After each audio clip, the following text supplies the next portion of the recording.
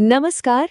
चलिए आज आपकी एनसीईआरटी इकोनॉमिक्स की किताब के चैप्टर 4 यानी वैश्वीकरण और भारतीय अर्थव्यवस्था को आसान भाषा में समझते हैं। कभी सोचा है कि आज हमारे बाजारों में फोन हो या कार, इतनी सारी चॉइसेस आई कहाँ से? देखिए, आज से सिर्फ 20-25 साल पहले ऐसा बिल्कुल नहीं था। सड़कों पर क्या दिखता था? बस एम्बेसडर और फिएट। तो आखिर ये इतना बड़ा बदलाव हुआ कैसे? बस कुछ ही सालों में हमारे मार्केट्स का पूरा चेहरा ही बदल गया। सच में एक ट्रांसफॉर्मेशन आ गया। और इस चैप्टर में हम इसी ट्रांसफॉर्मेशन के पीछे की कहानी को समझेंगे। तो इस पूरे कॉन्सेप्ट को अच्छे से समझने के लिए हम इन 6 टॉपिक्स को कवर करेंगे। शुरुआत होगी एमएनसी से, फिर देखेंगे कि मार्केट्स आपस में जुड़ते कैसे हैं, ग्लोबलाइजेशन असल में है क्या और इसका इंडिया पर क्या असर पड़ा है। तो सबसे पहला सवाल, इस पूरे ग्लोबल चेंज के पीछे का इंजन क्या है? वो कौन सी चीज है जो इसे चला रही है? इसका जवाब है मल्टीनेशनल कॉर्पोरेशंस यानी एमएनसीज। ये डेफिनेशन एग्जाम के पॉइंट ऑफ व्यू से काफी इंपॉर्टेंट है।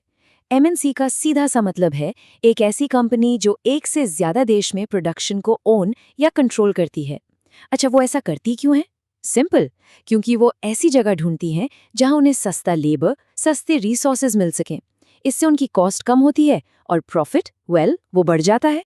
ये एग्जाम्पल इस पूरे कॉन्सेप्ट को एकदम क्लियर कर देगा। जरा देखिए, एक ही प्रोडक्ट के अलग अलग हिस्से दुनिया के अलग अलग कोनों में बन रहे हैं। डिजाइन हो रहा है यूएसए में, उसके पार्ट्स बन रहे हैं चाइना में, उनको जोड़ा जा रहा है मेक्सिको में, और कस्टमर केयर संभाला जा रहा है इंडिया से। मतलब एमएनसीज हर देश की जो खासियत है ना, उसका पूरा फायदा उठा रही हैं। अच्छा, तो जब एमएनसीज इस तरह से पूरी दुनिया में फैलकर प्रोडक्शन करती हैं तो इसका सीधा असर पड़ता है मार्केट्स पर।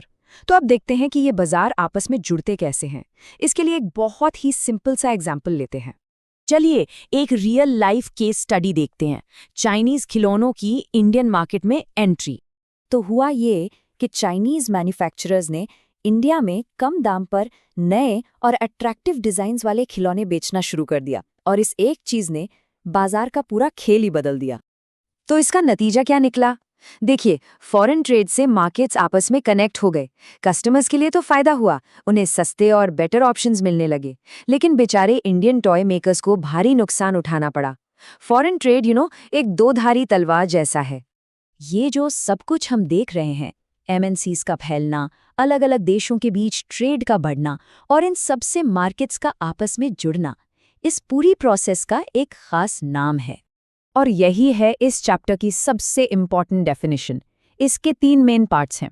पहला, रैपिड इंटीग्रेशन, यानी देशों का बहुत तेजी से आपस में जुड़ना। अब सवाल है, जुड़ते कैसे हैं? ट्रेड, इन्वेस्टमेंट और टेक्नोलॉजी के थ्रू। तो बस यही है ग्लोबलाइजेशन। लेकिन ये रैपिड इंटीग्रेशन आखिर हुआ कैसे? वो क्या वजह थी कि ये इतनी तेजी से हुआ?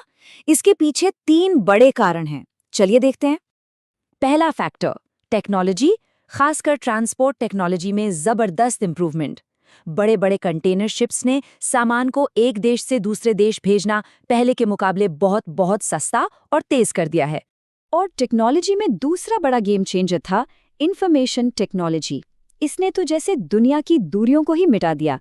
अब इंडिया में बैठे बैठे अमेरिका के किसी कस्टमर की प्रॉब्लम सॉल्व हो सकती है, सब कुछ इंस्टेंटली।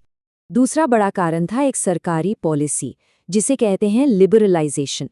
सोचिए, पहले विदेशी सामान पर बहुत भारी टैक्स लगता था, इन्हें कहते हैं ट्रेड बैरियर्स। 1991 के आसपास इंडिया ने इन बैरियर्स को हटा दिया और विदेशी कंपनियों के लिए अपने दरवाजे खोल दिए।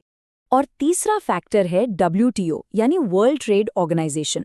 इस तरह की इंटरनेशनल ऑर्गेनाइजेशंस सभी देशों पर फ्री ट्रेड के लिए प्रेशर बनाती हैं। हाँ, ये अलग बात है कि उनके रूल्स कितने फेयर हैं, इस पर हमेशा बहस चलती रहती है। तो अब तक हमने ये समझ लिया कि ग्लोबलाइजेशन क्या है और ये हुआ कैसे। लेकिन अब आते हैं सबसे जरूरी सवाल पर, इसका हम पर, आम भारतीयों पर क्या असर पड़ा। और जैसा कि हम देखेंगे, इसकी कहानी सबके लिए एक जैसी बिल्कुल नहीं है। एक तरफ तो शहरी कंज्यूमर्स थे, जिनके पास अब ऑप्शंस की भरमार थी। IT सेक्टर तो बूम ही कर गया। लेकिन इसका एक दूसरा पहलू भी था। छोटे प्रोड्यूसर्स और मजदूर, उनके लिए ये कंपटीशन एक बहुत बड़ी चुनौती बनकर सामने आया। एनसीईआरटी में रवि की कहानी दी गई है। वो एक छोटा सा कैपेसिटर मैन्युफैक्चरर था। जब सस्ते इंपोर्टेड पार्ट्स बाजार में आ गए तो उसका बिजनेस उनसे कम्पीट नहीं कर पाया और उसे अपनी यूनिट बंद करनी पड़ी। इसी तरह सुशीला की कहानी है। वो एक गारमेंट फैक्ट्री में काम करती थी। अब ग्लोबल कंपटीशन इतना बढ़ गया कि कंपनी को कॉस्ट कट करनी पड़ी। नतीजा, उसकी परमानेंट जॉब चली गई और उसे कम पैसों पर एक टेम्परेरी वर्कर के तौर पर काम करना पड़ा। तो ये बिल्कुल साफ है कि ग्लोबलाइजेशन के फायदे भी हैं और नुकसान भी। अब क्योंकि ये हमारी रियलिटी है तो सवाल ये नहीं कि इसे खत्म कैसे करें, असली सवाल ये है कि इसे सबके लिए फेयर यानी न्यायपूर्ण कैसे बनाएं। फेयर ग्लोबलाइजेशन का मतलब है कि इसके फायदे सिर्फ कुछ लोगों तक ना सिमटे बल्कि सब तक पहुंचे, और इसमें सबसे बड़ा रोल गवर्नमेंट का है। जैसे वर्कर्स के राइट्स को प्रोटेक्ट करना या छोटे प्रोड्यूसर्स को सपोर्ट देना ताकि वो भी कम्पीट कर सकें। लेकिन आखिर में बात सिर्फ सरकार की ही नहीं रह जाती है ना, ये हम सबकी जिम्मेदारी बन जाती है। और एनसीईआरटी हमें इसी सवाल के साथ छोड़ जाती है कि एक कंज्यूमर, एक नागरिक के तौर पर एक फेयर ग्लोबलाइजेशन के संघर्ष में हम सबका क्या रोल हो सकता है। इस पर सोचना जरूरी है।